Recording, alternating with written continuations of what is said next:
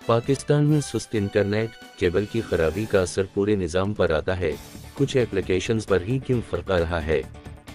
पाकिस्तान में इंटरनेट की सुस्त रफ्तार हर गुजरते दिन के साथ एक ऐसी सरकारी फाइल बनती जा रही है जो किसी नामालूम वजह से लटक रही है और हर रोज़ इस बारे में कोई नई वजह और तारीख सामने आ जाती है। अवाम के बेजा, VPN के इस्तेमाल, वेब मैनेजमेंट सिस्टम की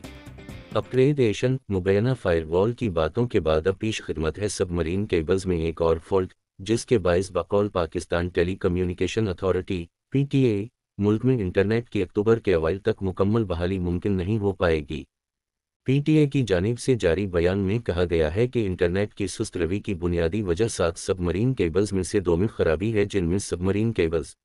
AA1 और SMW4 केबल शामिल हैं।